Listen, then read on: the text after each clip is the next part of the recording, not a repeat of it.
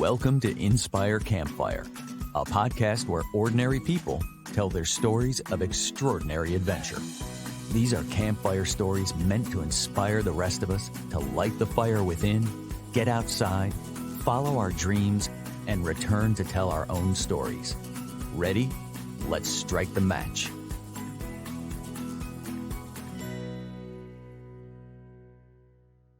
Welcome to the show. I'm your host, Scott Wurtzbacher, and today's story is about one woman reminding other women just how capable they are.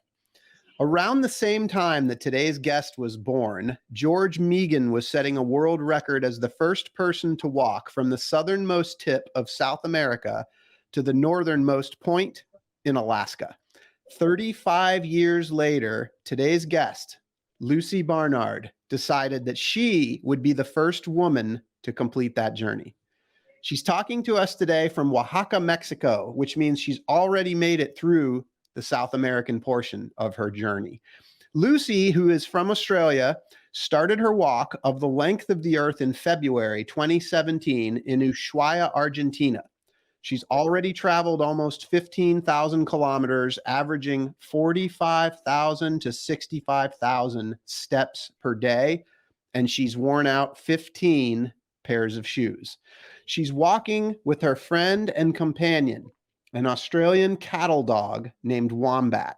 Lucy has an infectiously joyful spirit, which I think has provided her the fuel to help keep her going. I'm so excited to share her journey so far, where she's been, where she's going, and what's happened along the way. Lucy, welcome to the campfire. Thank you. I'm like, who's that girl? You just keep walking. You don't even know. You're just going and going and going, and you got all these people watching you. Honestly, and you know, the thing is that's the whole secret. I'm just strolling my way over to the next town. I don't actually think of the whole feat itself. So when I hear an introduction like that, I'm like, what was I thinking? You are somebody that people want to watch and somebody that is inspiring others. And I wonder, just for to bring listeners up to date, you and I had such a good conversation the other day, and I've been all over your website, watching your YouTube videos, watching your social media, following this journey. But for those that aren't familiar, can you kind of bring us up to speed here on this trip that you have embarked on? Oh yeah, sure. So in following George, I started in the bottom of Argentina, thinking that I wanted to really match what he was doing. Mm-hmm. And so in the very bottom, it's an archipelago, so a nice small group of islands. And it was really cold kind of climate. Right, really, that's where the boats leave to go to Antarctica. So you can get the idea that there was snow and there's lots of glaciers, and it's just really beautiful. So I hiked through into the national park, crossed into the Chilean border, and then it commenced. After maybe 3 or 5 days walking, I started a kayaking section, which was probably one of the biggest highlights because I just didn't realize what I'd be kayaking past. I'd done a lot of research, but you never really get it until you're there. And so I was kayaking alongside dolphins and elephant seals and whales and just constant penguins. I didn't expect to see penguins, and there were so many of them. They were like pigeons. And I had a bit of a rough start and lost a bag of food, so I was also really, really, really hungry. And one of the first towns I walked past once I hit the mainland was Puerto de Hambre, and that means it's like the port of hunger. Oh my gosh. Just to really rub it in. Serendipity. I mean, that's storybook stuff. Yeah, and so then I continued on towards Patagonia, which is very famous for its trekking, and it really lived up to that reputation. There were just the most beautiful mountains, and there were animals frequently. I'm talking pumas and humul, both which are threatened in that area. And for me, I felt like it was a real honor being there. As I started heading north, it stopped being an open tundra, like this vast nothingness, and started closing into more of a forest environment where I walked past these trees that have become famous because they have orange trunks and beautiful green leaves, and they sit alongside this glacial colored blue lakes that have little warning signs along them saying the water here is very deep and very cold. So people that jump in to swim go into shock and can die. Oh, wow. And then I went further north and got my first actual fear of the wildlife, because, you know, pumas are pretty timid, but there is a yellow jacket wasp that if it stings you will kill you. And when I saw signs for that, I was quite nervous. Wow. And then I meandered over into Chile and along the coastline, which for me was really homely because it meant that I was closer, or so it seemed, to Australia, because I was sharing the same ocean body. Very romantic.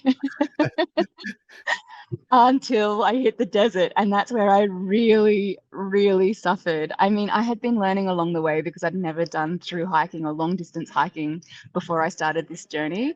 But learning, you know, to survive minus 20 degrees Celsius and then landing in the hot desert, those two extremes were really challenging in terms of just getting my body comfortable and used to the climate.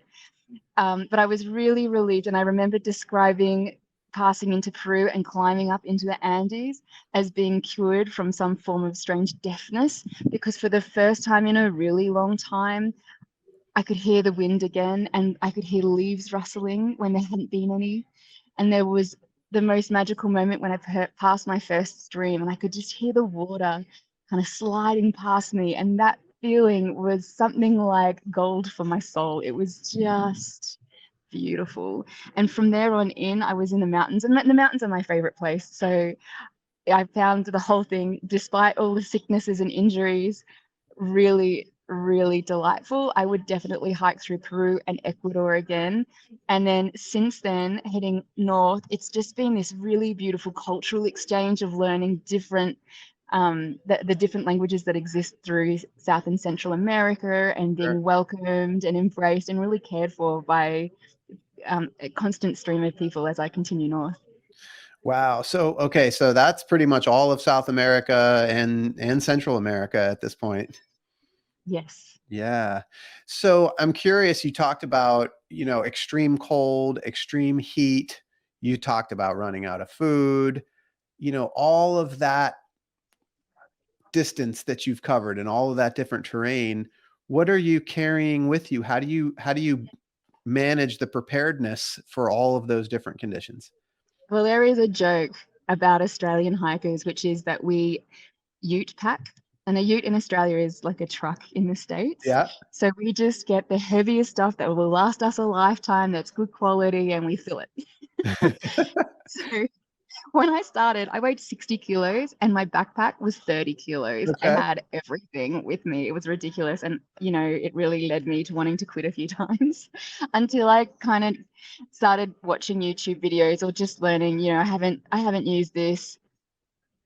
And I think I might have had an opportunity or two where I was able to leave some things with friends and they could look after it. And then I could really feel and sense the difference to my body without all of that extra weight. And so over time, I've really learned just to have the absolute essentials and nothing more. Yeah, it's impressive. It really is. And so, like, how much of the time have you been, because I think that at times you've pulled a cart.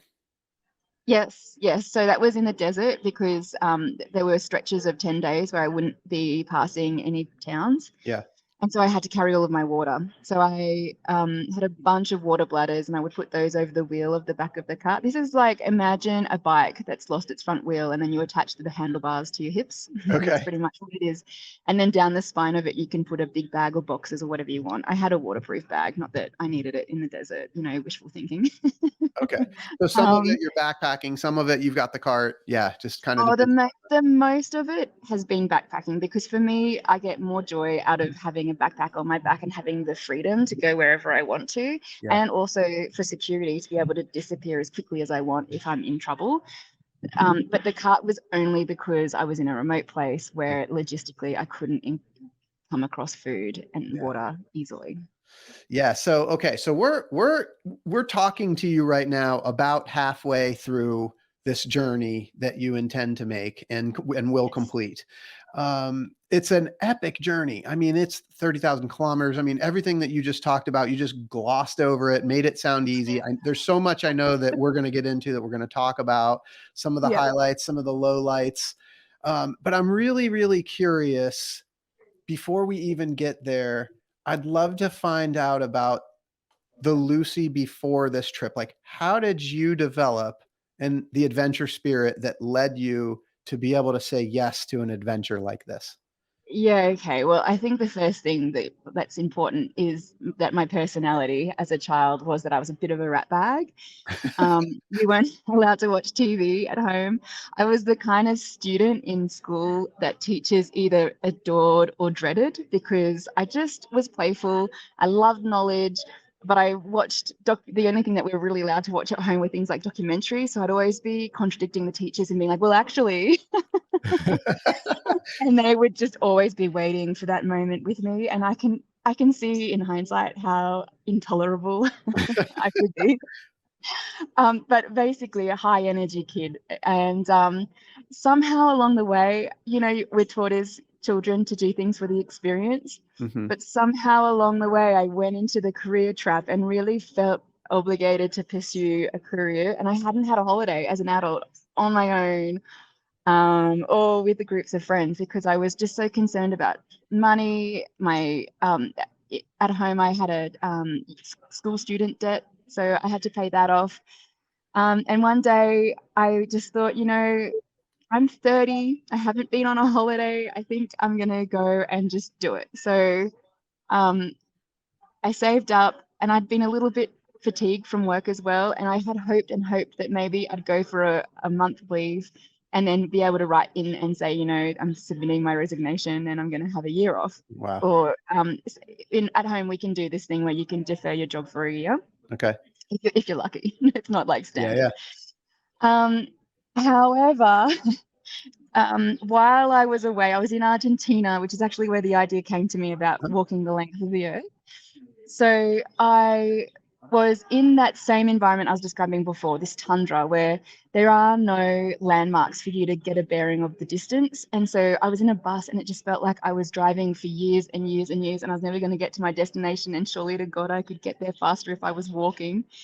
And then I was thinking, oh, can you walk it? And that led me down the rabbit hole of Googling to discover George Vegan, and to discover that a few men have done a few variations of the walk, but no women.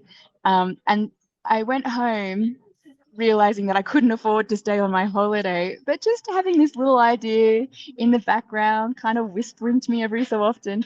And I got back into work, and I was working in media. So I was right near our director, and right in front of me was his personal assistant, or his executive assistant. And she asked me how it was, and she'd learned a little bit of Spanish, and she was really excited to hear the whole thing. And I told her, you know, I'd been a little bit sick. I hadn't been able to do all the things I'd wanted to do. And I said to her, but, you know, I was reading about this thing about a guy who walked the length of the earth, and no woman's done it. And I kind of feel like it's got to be doable, right? I'm like, it can't be that hard. So I'm sort of wondering if maybe that's what I should do, and just take a few years out and get it done. And she just looked up at me with absolute assurity and determination, you know, like that fierce look in her eyes. And she just said to me, Lucy, you have to do that. I love and it was that moment that I was like, okay, well, let's start saving. And so we hatched a secret plan at work and had milestone celebrations, and we just quietly together, she encouraged me, I made all the savings, did some research, had a nice group of adventurer friends around me to support me and to help me think of things that I might not have. And that was it. I love this so much. So Lucy, part of this podcast is this idea that, you know, we have this voice inside that calls us to adventure. And, you know, my hope is that people listening to others like you that have listened to that voice and then answered that call and stepped into it will also develop that ear to hear, and then to be able to step into it. And so I just really appreciate the way that you just shared that. I'm curious, I have a couple things. I made some notes as we were talking here, but you talked about, like, you were an explorative kid, you were a curious kid, and then you talked about stepping into the career track. I'm just what kind of work were you doing? Okay, I studied science and communication and became a science translator or a science communicator. Cool. So at the time I came up with the idea, I was working in the medical field in in an Aboriginal, well, in an institute that researches Aboriginal health outcomes. And then by the time I set off, had moved on Yeah. and was working in a geography. Speaking Spanish and trying to get my English words out is like a Yeah, I love it. disaster. A geology setting. So I worked at Geoscience Australia and I really love that work. I love celebrating the achievements of others and really getting their work out into the public and being utilized. So leaving was really hard for me. It wasn't just a matter of saying I quit and storming out. It was sad, but also a really supportive environment. And to this day, they occasionally include me in their meetings with a little map of where is Lucy. I love that. I love that. Do you see yourself going back to that work at some point? Well, actually, funny you say that because during COVID, I had to return to Australia. So I had 2 years off where I couldn't travel. And they got in touch with me and had a job opening that they wanted me to sit in. So through that, I was able to recoup the money that I lost through getting back home. And I do love that work, but actually my dream is to be an ethnographic writer and filmmaker. I want to be able to go into community, revisit some of the places that I've been and do two things. One, write a story that kind of encapsulates their journey into discovering happiness or the things that give them the most joy in life and sharing that with people and really taking the audience on a journey of like an emotional journey. And also at the same time running philanthropic projects to bring clean water to these places that I've been to that don't have clean water or fixing an issue for them with sponsors behind me. So I'm hoping that over the next 2 years, if I can build up a platform that's big enough to attract that kind of sponsorship, that's the big dream that I'm heading towards.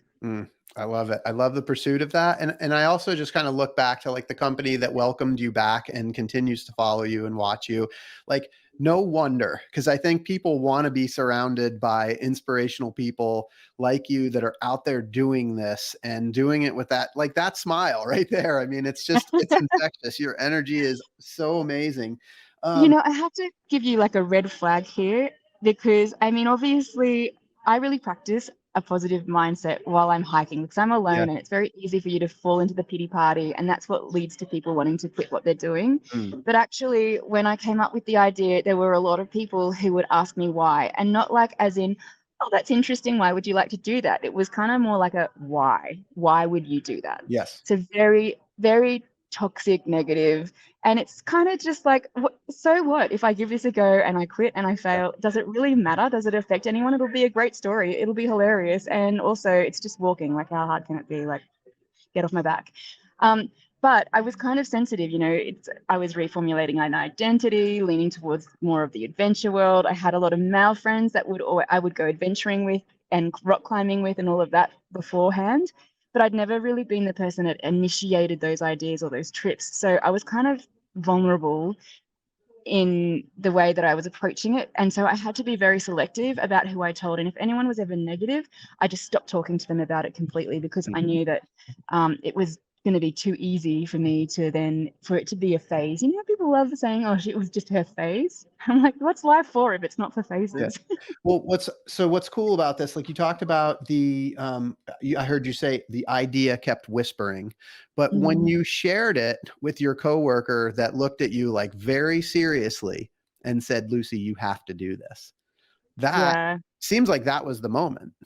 That was the moment. Margaret gets full credit because really she was the one that pushed me over the edge. There was no coming back after that. Yeah. Thank you, Margaret. Oh man, that's so good. And so, I think that's just a really important point because what would have happened if you hadn't shared the idea with her? Well, probably I would have just gone back to work, started saving, paid off my debts, and possibly fallen down the rabbit warren, although Yeah. I was really fortunate at that time in my life where a lot of my time and money was going towards these big weekend pursuits. So my friends and I would prepare our laundry on Wednesday, dry it on Thursday, have the car packed Thursday night, ready to go, so that for like as soon as we finish work on Friday, we could get out to a crag, go canyoning, go climbing, and then come back late Sunday night, ready for work on Monday. So Unpack you the car Monday night. Yeah, so you were the weekend warrior. You were adventuring quite a bit on the weekend. It's not like A lot, but it yeah, wasn't off my own back. It was just because my brother, he's an adopted brother in my life, yeah, because he really drove it. Like, he had been a guide and he was really happy to teach me whatever he could and was very supportive. So I think I was very fortunate to fall into a group of people where there was this sense of psychological safety to not yeah. know something and to learn it from others. Yeah, so it's a good point. So all of that adventuring that you did, even if it was just a weekend at a time, like how mentally and physically ready did you feel for this adventure when you started? When I got there, I was mentally terrified. Because I always had leaned on other people, Yeah, like I was always just saying yes to other people's ideas. yeah, So that was a big leap for me.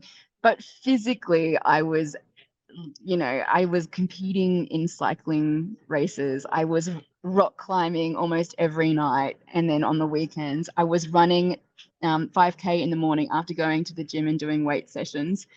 Um, because I just wanted to keep up with the boys. My male friends are super, super, like those super fit types who don't even have to do anything to maintain it. They are just strong and fast. And it killed me that they would have to carry my wet pack out of a canyon, because even when they were carrying my stuff, I still couldn't keep up. And even then, they would race to the top of the mountain. Like, it yeah. just drove me nuts. So I was really fit, really ready, but I just had to calm myself, know that I had the ability, really focus on just one step at a time, and take a leap of faith. Yeah. So you shared the story of, going to Argentina for a holiday and going down this rabbit trail and learning about George Megan.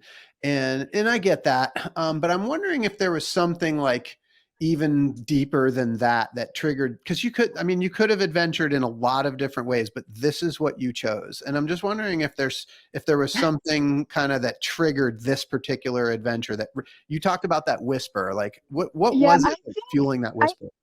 I guess you could say, growing up, my mum really wanted my sisters and I to be independent. Mhm. And so we used to do little things at home, like tell each other that, girls are just as good as boys. Girls can do anything that boys can, because they're really, back then, as a kid growing up, I didn't see any sports on TV where it was the women. I always used to watch the Ironman races, which is kind of like triathlon, but beach setting, Yep. more of a beach setting. And I can still to this day tell you the people that I idolized, but they were all men because there were no women. And at some point, probably through mum's feminism training, um, I became quite sensitive to noticing when something had been accomplished by a man and not a woman, because ultimately it is that gap where you can't be what you can't see, that expression. There is really some weight to that. Obviously, it's been well studied. I'm not a researcher on it, so I Yeah. won't talk too much to it. Um, but that was the trigger, seeing that they had so much time had passed, Yep. and knowing, for example, that my nieces would have this example sitting as evidence that there really is a gap in the ability of men and women, when truly there isn't. There is physically, but it's something like 3%. It's like completely irrelevant, or it's not a satisfying reason for someone to not want to try something. Yeah. Well, So it's very dialed in. I mean, one of the quotes that I was going to read on your website, this is directly from you, says, "Above everything else, I'd like to contribute towards how women are revered by our children." yeah, yep. And I have nephews now too, and I think it's really important. I just think that well, first of all, in the Australian context, when they did a survey recently about whether people believed that there was a gender gap or not, a third of the men surveyed said that there wasn't one. And so it just kind of shows, when there's so much evidence that there is, that we have a long way to go. And yet all of the people that I'm surrounded by, men and women, we're all constantly talking about this and trying to make sure that women are seen. And you can see it in sport now, that women are getting the same pay, there's getting more airtime. In fact, you know, with the soccer last year, it got more the female sport got more airtime than the male. Like, it's just like, we really are in a really vibrant time where things are changing in the outdoors and in the adventure industry, and I'm eager to be a part of it. Yeah, I mean, and along those lines, when we spoke, you said to me that you kind of, the way that you sort of think about adventure is that you always want philanthropy to be a part of it. And so I wondered Yeah, if you could kind totally. of elaborate on that a little bit. I can only presume that it kind of ties to what we were just talking about. Gender. Yeah, I mean, not in the sense with the gender stuff, I just feel like I'm here, I'm in this space, and I'm trying to take up Yeah. some of the podium, right? So that's all in the background. But what I really focus on is one of my big goals is to have a foundation where I can provide a sponsorship or a grant each year to a child who isn't thriving at school. Because for me, when I was at school, it was always for the elite students. So I would really like to see a sponsorship where I could take a kid that's not performing well and bring them into a really cool adventure. Yeah, I love that. Gender not important, you know, it's just Yeah. all about opportunity for people that aren't necessarily seen as having them. And that is something that really brings me into the idea of then going on these adventures and going into community and doing those community projects. Because again, when you're not seen and you're not in the limelight ever, it's really hard to get assistance because the problem isn't being seen by the general public. And so I just feel like, to me, that's a really satisfying way to close the loop on a career that involves this new format of working online as well as being in adventure, and then doing something that serves the future generations in a positive way. Yeah. So how has that sort of philanthropic desire to help less seen kids, as you just talked about, how has that kind of shown up for you in the 15,000 kilometers that you've already walked? I'm such a sucker. I don't even want to admit to this because I know that then I'll get a whole bunch of emails from teachers.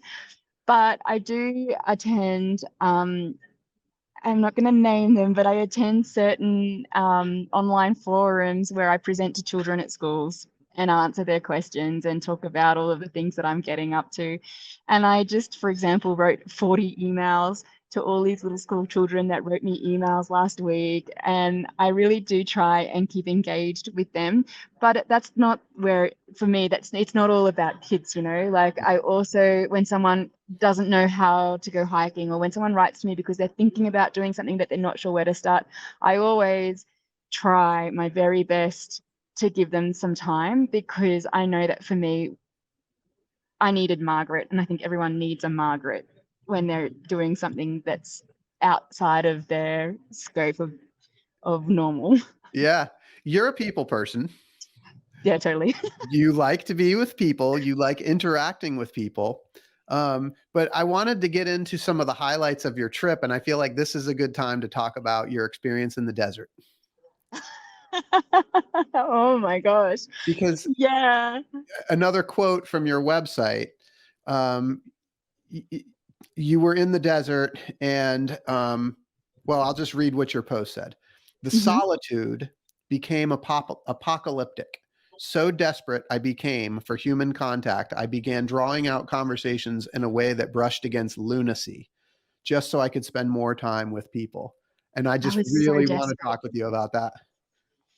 The first time that happened, where it was really notable, was when I was down in the south on those first days hiking alone.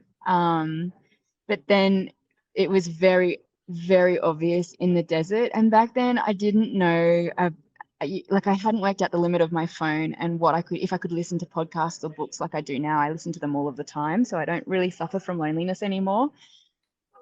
But that was really hard. So if someone saw me walking and they were driving along a road or something, I would veer nearer to the road just in case they stopped. And they always did, because they always wanted to know if I needed water or if I Yeah. was okay.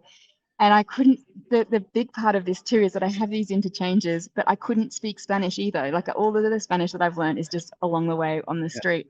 And from Peru up, in fact, mostly because I've been remote, they've been indigenous languages, so they haven't even been Spanish. Yeah. So I haven't been able to have these conversations. I haven't, because of the security and making sure that I don't put myself into a vulnerable position, no one ever touches me or comes close to me. And so this feeling of complete isolation weighed on me so much. Even now, when I have friends come and visit, I will like lean on them and touch them a lot because I really miss that input. But yes, the desert was just, I mean, not only is the climate difficult, but the solitude was really, really tough. And yet the people there, despite being warned off them and being told that they're not to be trusted, which, you know, gave me a bit of nerves in the beginning of that area, they were the most concerned, the most caring. They would go out of the police, went 300 kilometers out of their way to make sure that I had water and then return again. You know, like everyone really wanted to make sure that I was okay. Every time I arrived into a town, someone offered to wash my clothes, someone bought me an ice cream, someone cooked me lunch. It was just insane. And they would just be that they saw me with a backpack, or they saw me with the cart, or they knew about me because everyone talked to each other about, hey, have you seen this girl walking through the desert? I was going to ask you that, but I mean, do they know because of social media, or is it just the words just spreading organically, or organic? It's all organic. I must say, when I was in the snow, which was also very isolating, but I didn't have time to be lonely because I was too busy not being, you know, trying not to be cold. There, I did use Facebook ads back in the day when you could really target them. So I sent the Facebook ads to people who were employed in the trucking industry in the Patagonia area. And I said something like, this chick, and this is in Spanish, this chick is walking the length of the earth. If you see her, say hello. Well, everyone stopped. It was great. Well, so I'm curious, like, just to go back to that period of solitude, and particularly in the desert. Like, I just wonder, for listeners, could you share what that like visceral experience was like? What did the solitude feel like? Oh, you know, just a deep sense of emptiness. And it wasn't just, you know, I really was lacking visual simulation as well, because it got to the point where it was so hot that I was walking from 4 p.m. in the afternoon all the way through the night until 10 a.m. And by 10, the heat was too hot and I'd have to find somewhere. Often there are memorials or tunnels under the roads where I could go and lie. And it would be so cold in those spaces in comparison to outside that I'd pull my sleeping bag out. Yeah. And I knew where they all were because I was watching for them on satellite data and marking them in my map. So I had very specific goals. So there was this constant worry, I need to get to this place before 10. So there was this stress. There was no one to talk to. There was no one to check in with to make sure that I was tracking okay. And I've had a puppy with me that I needed to make sure was safe. Of course he was. I'd done my due diligence, but then there was also this lingering fear in the background that people on social media were going to come down on me and tell me that I'm being cruel. All of that. And so I just remember living by my wristwatch and just starting to hike. And then as soon as I'd walked a few hours, I would try and find a moon shadow to lie in so that I had darkness to sleep, because the moon is so bright in the desert that you don't need a torch, a flashlight. Yeah. And my feet used to just be in agony because the ground it's not a soft desert, it's hard stone. And occasionally, and it was just always really difficult. So if my feet weren't hurting from the hard stone, then my core was hurting, because in parts of the Atacama Desert, there's this type of fake rain where early in the morning the mist rises and then it falls again. So it's not rain, it's called something that I've forgotten now. And then all of that and just nothing, just ultimate loneliness. I'd never do it again. What? Oh, you never do it again. Well, I'm curious what sort of strategies you used to get through the mental part of that. Clock, just my wristwatch, which actually interestingly is something that people who survive report being the thing that got them through, where you're just setting times to get to and then counting whatever it is that you can count. And that's exactly what I would do. I'd count kilometers, I'd count meters, I'd count signs. I would try and think of things that I would want to do in the next town. But ultimately, it was just sheer determination. I knew that the sooner I got to the north, the better, the sooner I'd be out of it. Yeah. I had family visiting at the end of that year, so I knew that I just needed to get to Eureka and then I could go and see my family. I guess by that point too, I was just like, this permission, giving myself permission to quit has been something that's been really important to me. So there was a time in the South where I quit and I was just never going back, and I was certain of it. And then I recovered and I kept going. And that happened in the desert as well, where I was just like, yeah, you know what? I'm going to get to this top town. And when mum gets here, I am going to just tell her that I'm coming home with her and she'll be really thrilled. Yeah.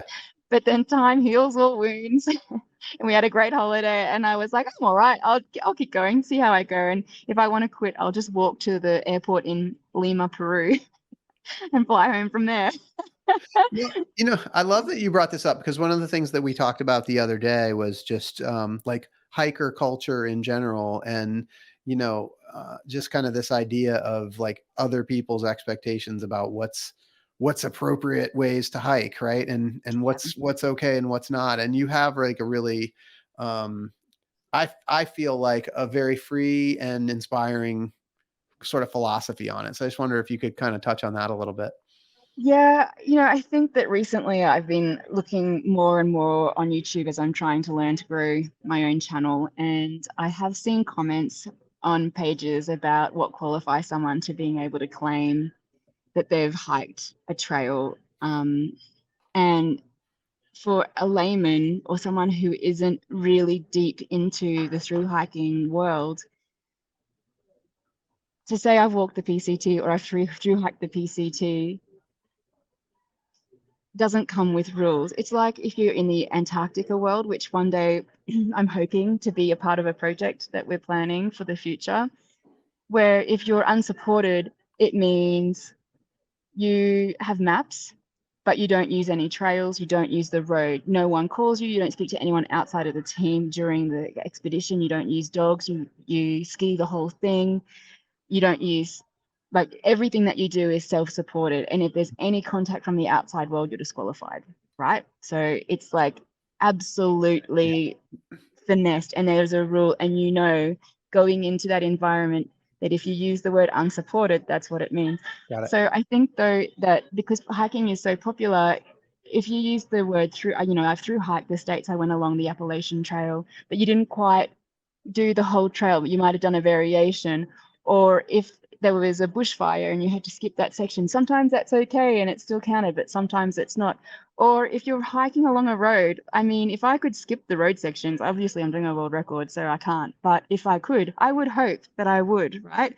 But in the comments that I read about this topic, people get very upset when people say they've through hiked a certain trail and they might have skipped 30 kilometers. And to me, I just think, well, who are we to demise the achievements of other people, really? I mean, if they hiked it, they hiked it. What's it matter to you other than your own insecurities about whether or not you have secretly skipped something? Or, better yet, it's just, to me, I would really hope that just because someone's done a hike or a variation of a hike you've done, that you don't feel like that is diminishing your hike because you did it tougher. And I think the other day we were talking about how for some people, we're not all born on the same page, like for some people, they can't afford all the gear, the lightweight equipment, etc. So at what point are you really doing it when you have freeze-dried meals and things that are making it easy for you that other people can't have for themselves? And so to measure yourself up against other people, I feel is really toxic. And I think that when someone pushes themselves to the edge and they have to stop and they have to make that decision to quit, I think that's more admirable in ways than people that gloat about achieving the full hike, because you never really reached your breaking point. You didn't ever get to the point where you were suffering so much that you had nothing left in the tank. And I think for someone to have maybe gotten almost there but stopped, for them, I feel like it's better for them to claim that they've hiked that trail because they were the ones that were really truly in the arena.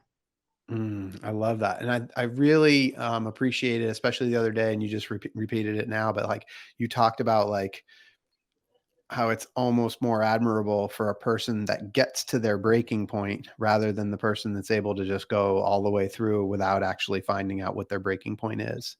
Yeah, and I mean, we're talking about being in the outdoors and seeking joy and doing something that's not necessarily professional. You're just doing it because you want to have a good life. Yeah. So why would we measure that? Why would we rate someone's experience against our own? I just feel like there is a trend at the moment in the hiking world where we're wrecking the culture of what it's meant to be like, what it's meant to be about. Wrecking the culture. Can you go a little bit further on that one? Okay, well, like in my experience at home, when you go hiking, you'll see a stranger and you're going to have a chat with them, and they're going to be like, hey, what snacks do you have? Do you have any? Would you like to share some food with me? And there's like this exchange of joy and, hey, what have you seen? I've seen this, la la la la la la. And it's this beautiful uplifting of the human spirit. But I also can appreciate that when people are speed hiking and they're trying to do their own goals, that's really awesome too. But I just don't think that I think that for me, the culture in hiking is this supportive humanity, this love, the idea of trail angels, and the idea of doing something that centers you back to what's important, and which ultimately happens when you are struggling or going through something difficult. Or maybe for you, you just want to do it because you love being outside and you want a casual walk and you're seeking joy. All of those things are totally appropriate to do in the outdoors. I think, though, it's inappropriate when you cross a line and you use your goals and your achievements to diminish those of others. I think that it's just completely out of line. So I think what you're talking about includes kindness, compassion, and encouragement. And here's what I think. I think everybody needs a Margaret. Everyone needs a Margaret. Absolutely. So and I think like the philosophy that you bring to your walk and to adventure in general, it speaks to just that. Everybody needs a Margaret. Everybody needs encouragement. And you Yeah. actually shared with me a little video from a 5-second in a summary of a philosopher named Heidegger. And I watched it and I thought that was really cool. And I just wondered if you could share a little bit about that philosophy and why it's important to you. Yeah, I mean, the essential components of Heidegger, and I haven't watched the overview in a long time, so you might be able to help me out here.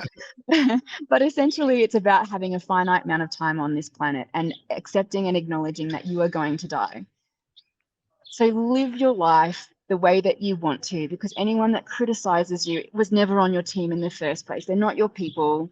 They never liked you. Just forget that they are there and do what you want to do and have the courage to be who you want to be.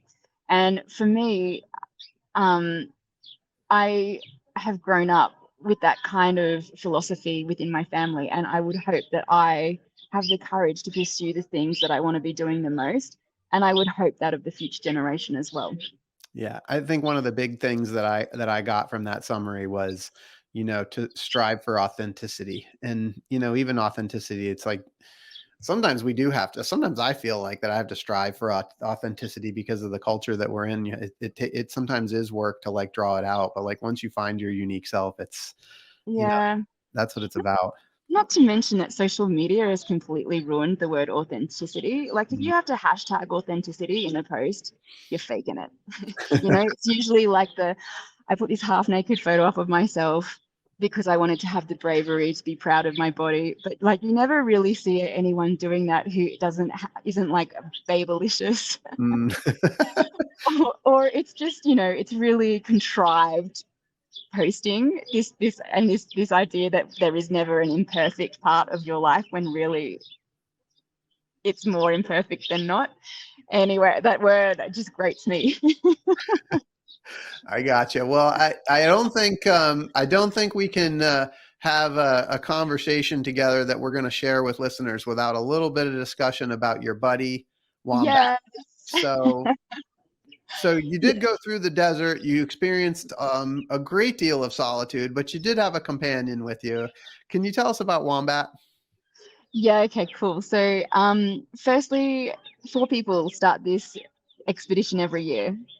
And usually they all quit within the first year in Patagonia because it's so cold and windy and the terrain is just so difficult. Yeah. So I decided that knowing that I would wait a year before I started looking for a dog. I always wanted to get one. I felt like it would increase my security and also be a companion and just add the missing element to my walk. For sure. And so once I survived the first year and got through quitting and was feeling pretty positive, I started looking, and a farmer had 12 puppies and he wanted them to be assessed for personality traits. And I have been a volunteer at the guide dogs and have done a lot of work with puppies generally and knew how to do those little testings. They're not 100%, but you can do, if the dogs aren't known to you, you can go in and do a battery of tests that kind of will determine if that dog's a working dog or just a pet, or if it's going to be hard to train or easy, that sort of stuff.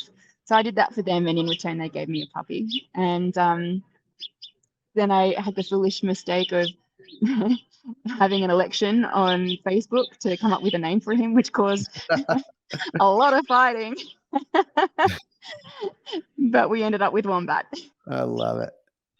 So how much of the journey has Wombat done with you? He has done the entire thing minus about 4,000 kilometers. Okay. I would say 4,000 or 6,000 kilometers.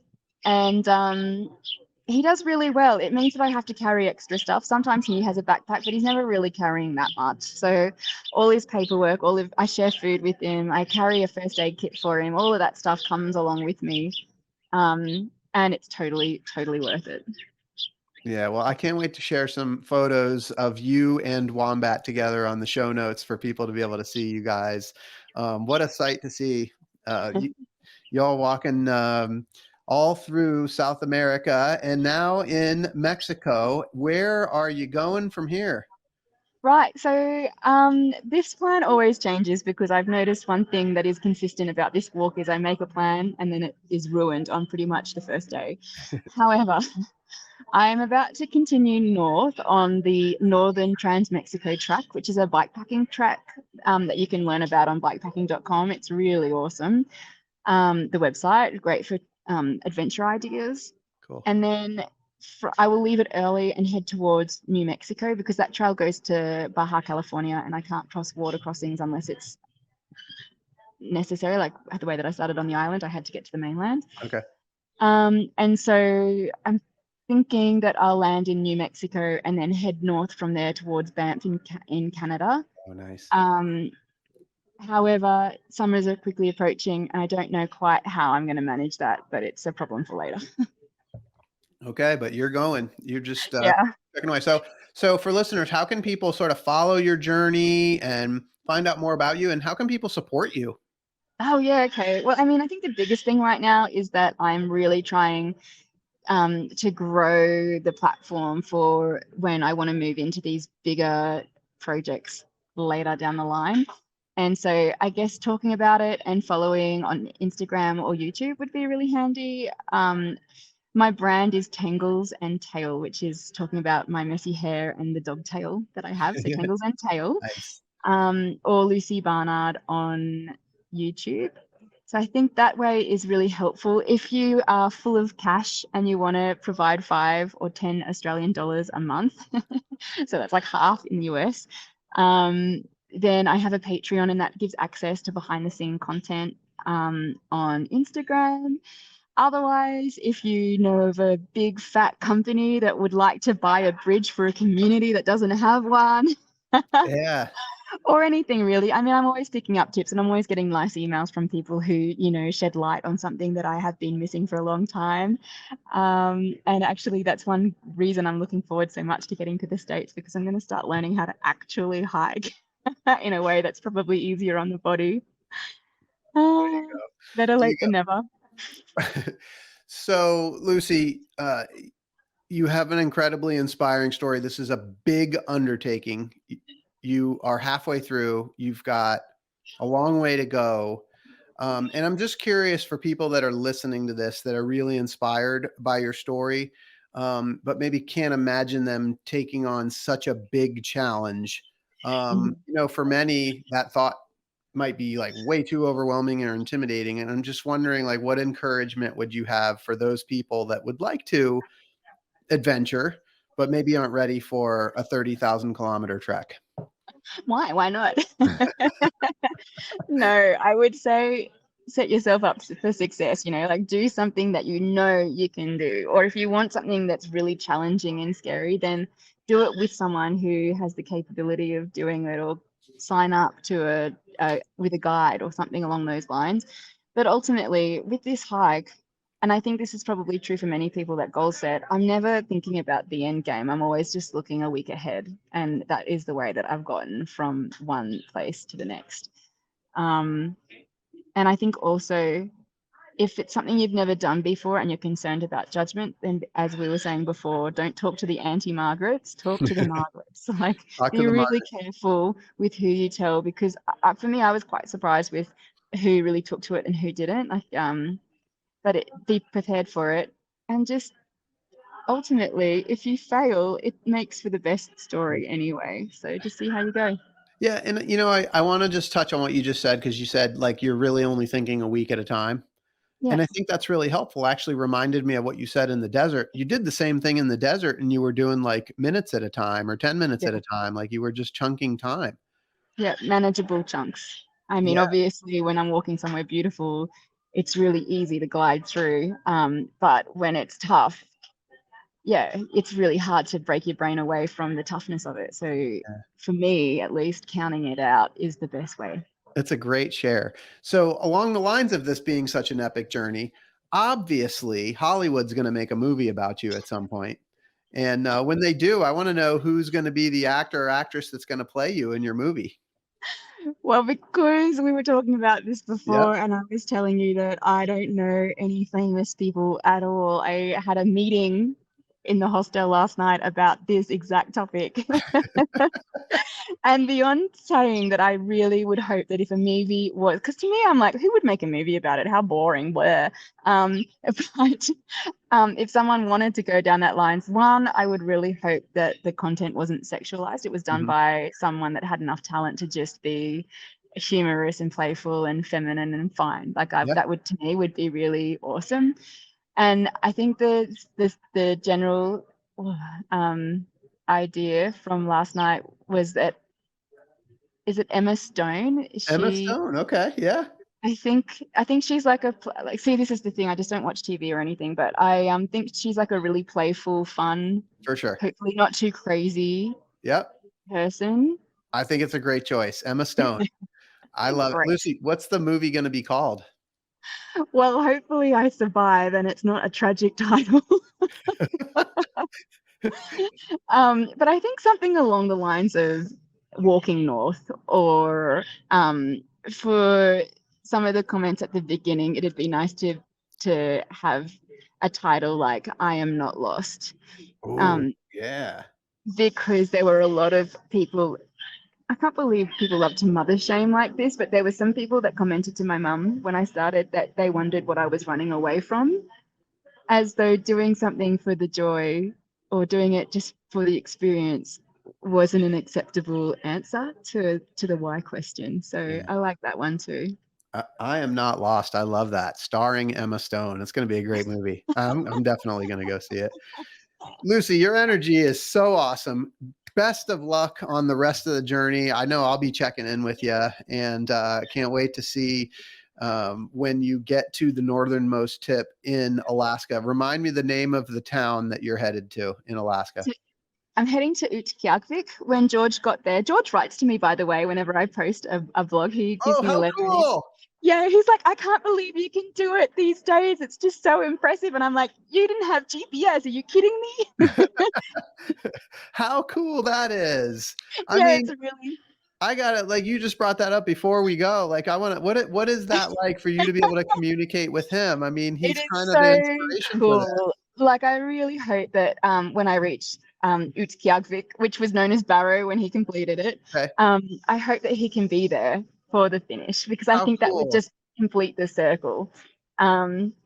Yeah, we'll Oh, see what happens. what a great way to finish our story together. I'm so glad that you shared that with us. Thank you so much for the time you spent with us today. And for those listening, I hope you've been inspired today as much as I have. I hope Lucy's story has encouraged you to listen to the voice inside that calls you to adventure, because we want to hear your story next. If you have a story to tell or just need a nudge to create one, please send me an email. We'd also appreciate it if you'd help us spread the word by leaving a review and sharing or tagging Inspire Campfire in your social media. And until next time, I want to encourage you to get outside. Thanks for listening. Lucy, thank you so much for being here. Thanks for having me. I had a great time.